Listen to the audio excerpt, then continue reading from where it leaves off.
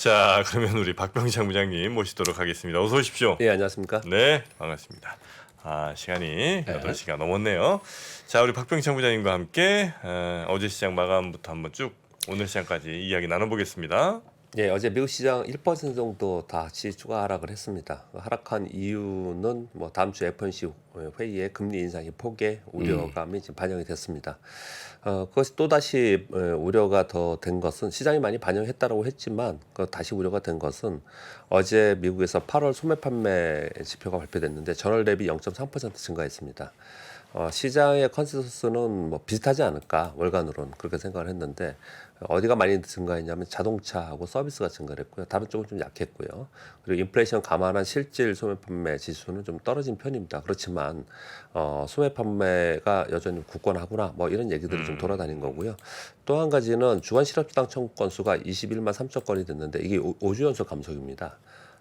그래서 실업수당 청구 건수가 작다라는 얘기는 그만큼 고용 상황은 좋다라는 얘기지 않습니까?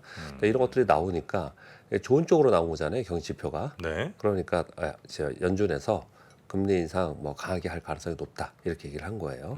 그러면서 국채 수익률이 2년 만기 국채 수익률이 3.86%까지 지금 올라와 있습니다. 4% 가까이 지금 올라와 있는 상황입니다. 3.86이요? 예. 네. 지금 수치가 이 3.86은 좀 뭐랄까 낯선 지수입니다. 과거에 2016년 지나고 나서 2018년, 2017년에 고점 찍고 18년, 19년도에 긴축을 할 때 3.2, 3.4 요 정도까지 올랐었어요. 근데 지금 이제 그걸 훌쩍 넘어간 상황이라서 시장이 이제 우려의 목소리가 더 크게 나타나고 있는 것이고요. 그러다 보니까 이제 빅테크 쪽에 주요 종목들이 하락을 하면서 주요 테크 종목이 하락하면서 지수를 끌어내린 거예요. 전체적으로 크게 하락한 건 아니고 이 와중에 어제 테슬라는 강보합으로 마감을 했습니다. 그러니까 테크 쪽이 하락을 해서 전체적으로 끌어내렸다 이렇게 보시면 될 것 같고요. 네. 두 번째 이유는 달러인데스가 다시 올랐어요. 네, 이것은 유럽의 무역 적자가 지금 계속 증가하고 있는데 에너지 가격 상승의 이유이겠죠. 당연히 수입물가가 높으니까요. 네, 이것으로 인해서 유로화가 약세가 되고 있고요. 어제 그 홍콩 여객 시장에서 위안화가 드디어 7위안을 지금 이제 찍은 상태입니다. 그러다 보니까 원화도 동반해서 약세를 보여서 어제 여객 환율에서 원화가 1,398원까지 갔습니다. 네. 1,400원을 곧바로 돌파 임박한 그런 상황까지 됐어요. 자, 이데 두 가지 이유에서 이제 테크주들이 시장을 끌어냈다 이렇게 말씀을 드릴 수 있겠고요. 한 가지 덧붙인다면 오늘은 미국의 선물옵션 동시 만기일입니다. 미국은 개별 주식 옵션의 거래 대금이 어마어마하게 큽니다. 그래서 개별 종목들의 등락이 변동성이 시장의 변동성을 만들고 있다. 그 정도 세 가지 이유로 어제 시장을 해석하시면 될 것 같습니다. 네.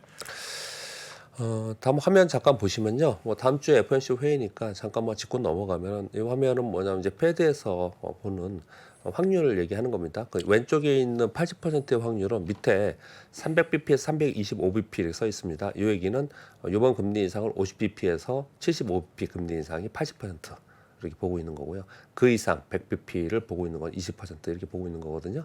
이게 어제 날짜의 수치니까 거의 뭐 기본적으로 기저가 75bp를 좀 보고 있는 그런 상황으로 지금 되어 있습니다. 근데 어떻게 뭐 10명한테 물어본 거예요? 어떻게 80하고 딱 20 이렇게 나오나? 뭐 예를 들면 76.4, 뭐 27.2, 뭐 이렇게 보통 나오잖아요. 그렇죠. 어떻게 80하고 20 딱 이렇게 땡땡 이렇게 나와요? 그래서 주가지수도 어느 날 있잖아. 네. 이 상승률 0.00 나올 때도 있어요. 그래요? 그렇죠. 야, 어떻게 80, 20 딱 나오네. 네, 우리 시장은 어제 장중에 뭐 어떻든 보합권에서 등락하면서 뭐 플러스권에도 있고 그랬는데요. 네. 뭐 끝내 나중에 이제 오후에 다시 밀려서요. 코스피는 0.4% 하락해서 2,401포인트 마감했고요. 코스닥은 0.2% 하락해서 781포인트입니다. 그 전에 미국이 5% 하락할 때 우리는 한 1.7% 정도 하락으로 마감했잖아요. 미국이 약간 반등 줬다고 우리가 그러면은 다시 반등 줄 수 있나 이런 분위기는 아니잖아요.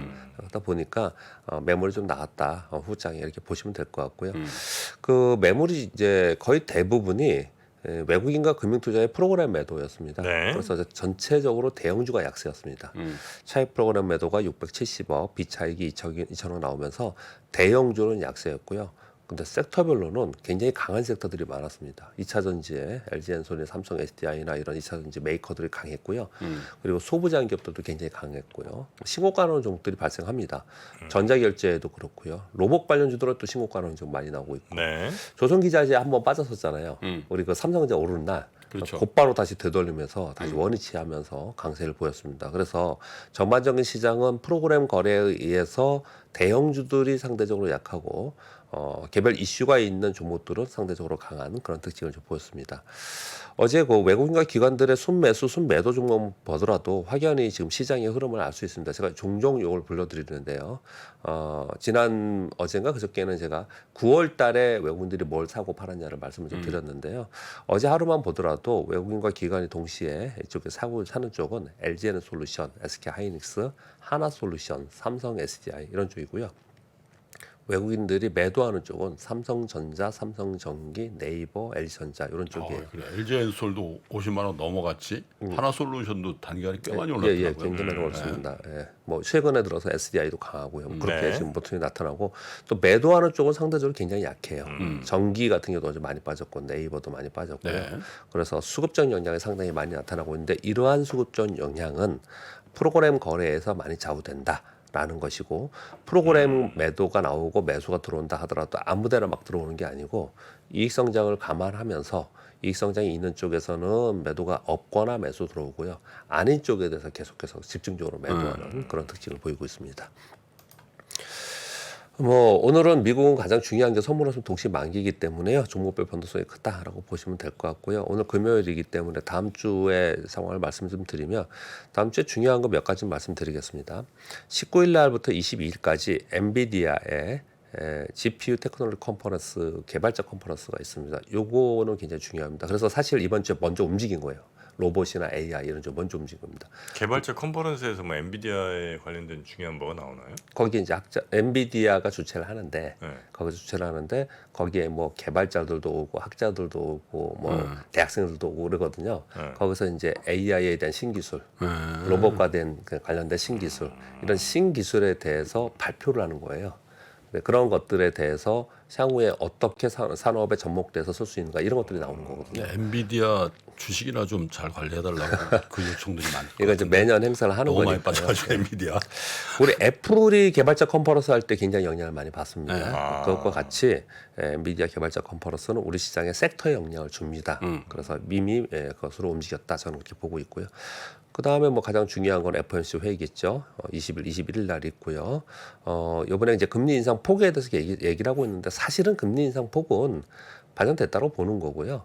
중요한 거는 파월 의장이 잭소노 미팅 이후에 굉장히 매파적으로 발언을 했지 않습니까? 네. 사실은 그 매파적 발언이 새로운 걸 얘기한 건 아니었어요. 근데 워딩이 굉장히 강한 어조로 단호한 어조로 얘기를 했던 거죠.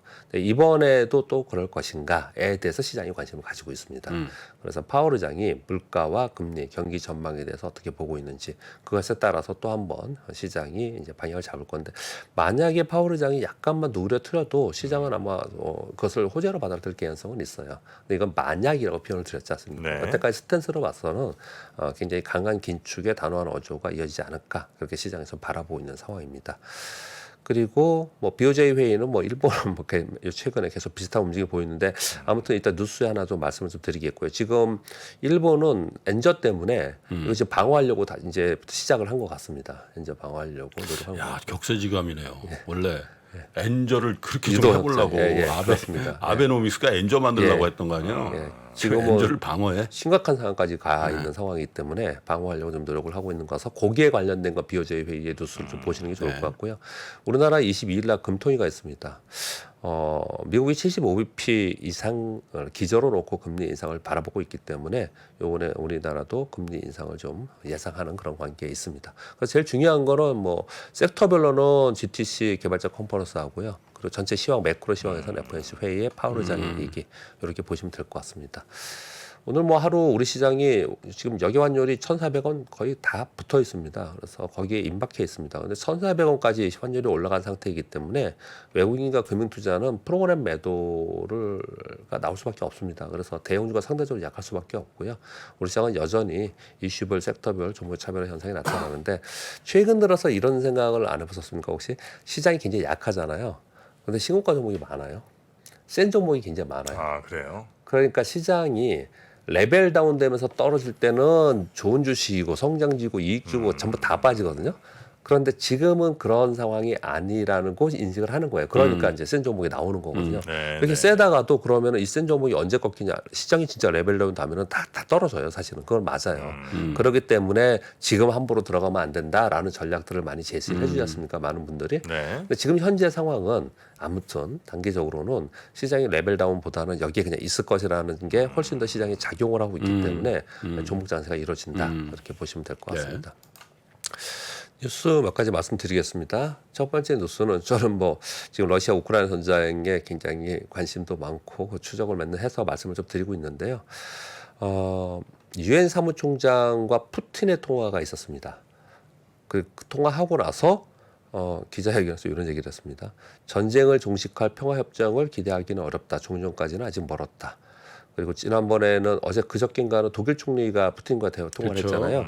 하고 나서 불행히도 푸틴은 이번 전쟁을 시작한 것이 실수라고 인지하거나 태도가 바뀌었다는 징후가 없다. 이런 지금 워딩을 좀 내놨어요. 그래서 좀 좋지 않은 상황이다. 그러니까 전쟁에 대해서 장기전이 될 것이라는 거 우리 지금 기저에 상수 K로 놓고는 있지만 그래도 뭔가 좀 바뀔 수 있을 것이라는 그 기대감을 좀 가지면서 뉴스를 많이 바라보는데 현재 그런 것은 없다. 이렇게 보시면 될 것 같고요. 네. 두 번째는 유럽연합에서 에너지 기업에 횡재세 부과한다는 뉴스 많이 보셨죠? 이미 그렇죠. 이거 나온 뉴스예요. 근데 거기 추가적인 뉴스를 좀 말씀드릴게요. 이 횡재세를 이제 부과해서 그 돈을 받아서 가계 및 기업에 지원한다라는 것이에요. 근데 세 가지의 새로운 뉴스를 말씀드릴게요.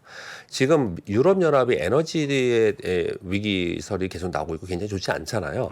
그래서 지금 한 달 전인가 두 달 전에 프랑스가 그 원자력 기업인 EDF라고 있어요. 요 기업을 국유화해야 한다라고 발표했었거든요. 근데 어제 뉴스에 이건 뉴스 굉장히 많이 나왔습니다. 이 공중파 뉴스에도 굉장히 많이 나오던데 독일의 가스 기업이 유니퍼가 최대 가스 기업인데 이걸 국유화하려고 지금 준비한다 이렇게 얘기를 하고 있어요. 이거 왜 이게 중요하다고 저는 생각을 하냐면요. 그 밑에 이제 독일을 비롯해서 유럽 연합의 부실 기업의 비율이 증가하고 있어요 지금요. 이 느낌이 좀 안 좋죠 이거. 부실 기업 전체가 늘어난다는 거 아니면 그냥 에너지 쪽에 부실 기업이 많다고요?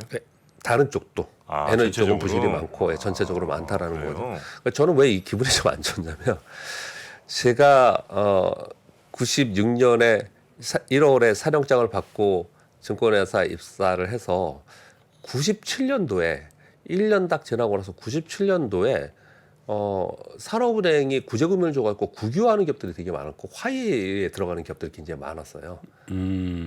그런 경험이 있죠. 그래서 이거는 상당히 좋지 않은 뉴스입니다. 사실. 그러고 나서 IMF 왔다. 예. 이게 좋지 않은 뉴스예요. 이거 뉴스는요. 그래서 좀 예의주시해야 되는 뉴스이고 예의주시한다는 게 뭐 일반적인 얘기겠지만 이게 좀 파장 효과가 있는지 어디에 파장 효과가 있는지를 우리가 봐야 되냐면요.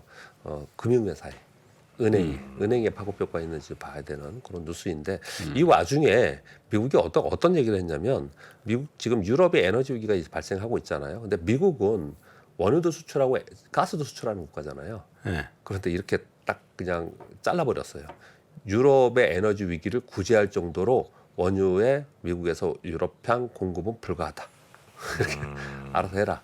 뭐 이런 얘기들을 지금 어저께 좀 내놨어요. 그래서 상당히 좋지 않은 그런 상황이 있고 그러다 보니까 당연히 유로화 계속 약세가 되고 있고 이런 상황이 좀 된 것 같습니다.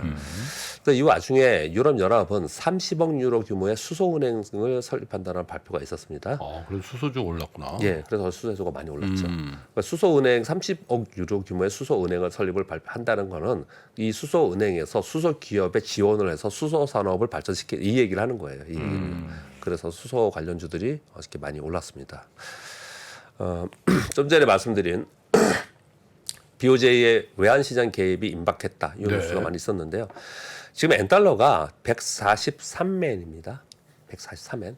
145엔을 넘어서면 곧바로 146엔을 터치하지 않겠냐라는 우려를 지금 하고 있는데 146엔은 왜 의미가 있냐면 1998년에 146엔을 돌파하고 나서 곧바로 미국과 일본이 공조해서 공동 대응을 했습니다. 그러면서 갑자기 그냥 다시 급격하게 떨어지는 상황이 됐거든요. 그러니까 전환이 됐어요. 지금 거기에 아주 임박해 있는 그런 상황이에요.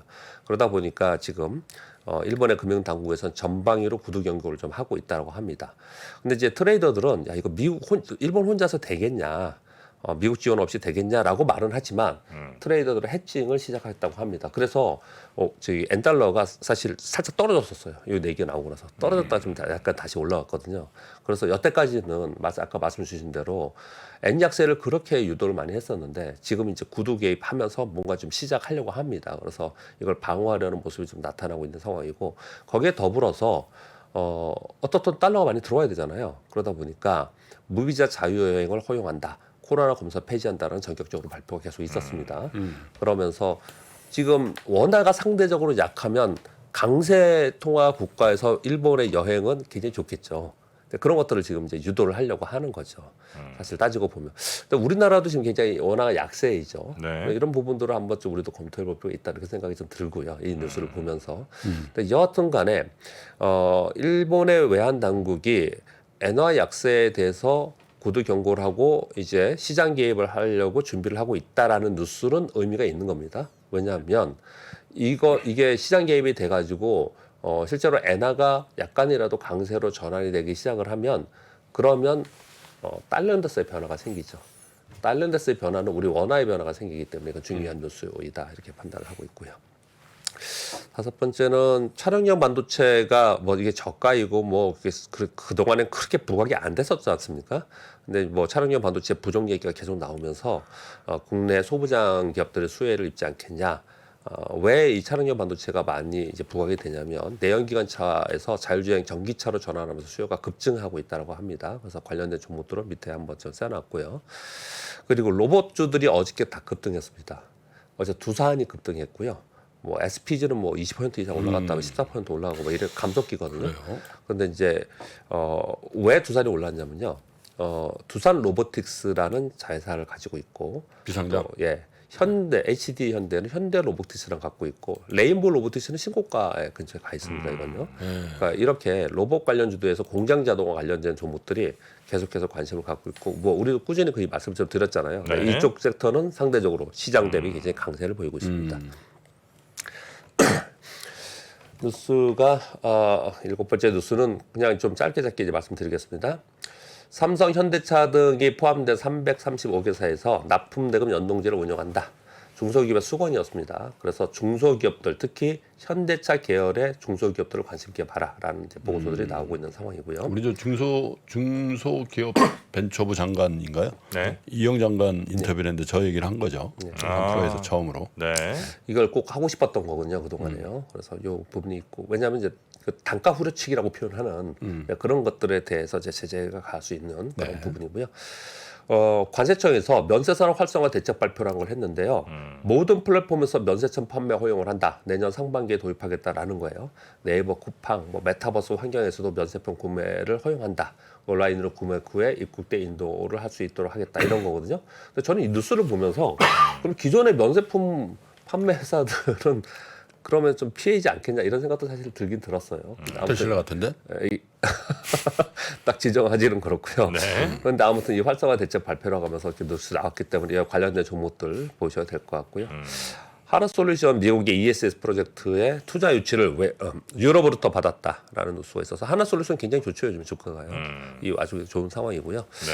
아이폰 14가 뭐 사실 획기적인 게 없다라고 했는데 예상보다 강한 수요, 특히 중국에서 어마어마한 수요가 지금 있어서 지금 주문하면 10월 말쯤에 수령한다고 합니다. 네. 한 7, 8주 걸린답니다, 지금. 근데 반면에 아이폰 신청하면? 14, 네. 그렇다고 합니다. 그래서 아이폰 14 관련주들은 강해요. 그런데 아이폰 14의 관련주들 말고 나머지 중국 로컬 메이커나 나머지 스마트폰 메이커들은 수요가 더 감소했어요. 이거 왜 무슨 말씀이냐면 다른 거 안 사고 이거 사겠다고 지금 대기하고 있다는 거예요. 오포, 비보 이런 거 안 된다 이거죠? 그래서 다른 로컬 메이커와 연관되어 있는 소부장의 기업들은 주가가 계속 떨어지고 아이폰 14에 연관된 것만 오늘 강하고 이렇게 지금 차별화되고 있다라는 말씀을 드리려고 하는 거고요. 네. 마지막으로 다음 주에 포드 회장이 방한한다고 합니다. 왜 방한했느냐? 포드에 지금 전기 트랙이 흥행하고 있다는 뉴스 간간히 들리잖아요. 그런 가운데 IRA의 인프라 감축법이 지금 이제 대거 시행이 되고 있는 상황이에요. 이런 가운데 어떤 이제 전기 트럭 흥행했는데 배터리 좀 넣어야 되는데 지금 여러 가지 문제가 있잖아요. 그래서 이것을 국내 배터리사와 협의하기 위해서 온다라는 네, 뉴스예요. 전기 트럭이라는 게 뭐 큰 트럭은 아니고 그냥 그 픽업 트럭 얘기하는 예, 거겠죠? 픽업 트럭. 예, 그렇죠. 맞습니다. 네. 그래서 아마도 요 관련해 가지고 다음 주에는 또 다시 배터리 쪽의 기업들은 이슈가 되지 않을까 생각합니다. 근데 예를 들어 제가 이제 외국에 나갔다 와요. 근데 온라인으로 면세점에 입국할 때 예약을 해갖고 그냥 입국장에서 사요. 그거는 면세를 주는 이유랑 그게 맞나요? 이게 입국장에 딱 들어올 때 그냥 갖고 들어오는 게 의미 없는 얘기였던 것 같습니다. 입국장에서 들어오는 거는 내가 안 가봤는데 대부분 담배술 이런 거야. 아 그래요? 비싼 고가 이런 거가 주된 게 아니고. 술 담배 그냥. 아니 바로 지금 나가야 되는데 그거 뭐 쇼핑하면서 그럴 시간이 있나? 지금 얘기하는 거 이건 뭐냐면요. 지금은 몇 군데 면세점이나 면세점 온라인으로만 물건을 살 수 있었잖아요. 그렇지 않고 이제는 다양하게 네, 다양하게 네. 플랫폼을 살 수 있게 해준다. 활성화를 이런 좀 시킨다 이거죠? 예. 네, 알겠습니다. 자, 금요일 우리 박병창 부장님과 함께 했고요. 주말 잘 보내시고 네. 월요일에 뵙겠습니다. 감사합니다. 고맙습니다. 감사합니다. 옛날에는 우리는 개인 투자들이 사면 장이 빠지고 개인 투자들이 팔면은 장으로 오르고 막 이런 얘기 했잖아요. 그런 얘기하는 사람들은 정말 진짜 이제 물러나야 돼요. 제 경험상 캐시가 최고입니다. 10년 있으면 엄청난 기회가 와요. 평일 600석 전석 매진 2022 하반기 자산시장 대전망이 온라인으로 출시됐습니다. 우리는 펀드 매니저가 아니에요. 그리고 우리 전문가가 아니에요. 왜 자꾸 우리가 전문가가 되려고 그래요? 아파트 사고 뭐 재산 올라오고 그게 다 내 덕인 줄 알잖아. 근데 중앙은행 덕이라고. 거기서 내셔줄 때 같이 들어가야 돼. 근데 지금 들이마시는데 그 앞에다 대면 빨리 들어가지. 주식 부동산 투자에서 꼭 알아야 할 핵심 포인트를 압축한 5시간의 강의 2022 하반기 자산시장 대전망. 자세한 사항은 3프로TV 영상 하단의 댓글을 확인해 주세요.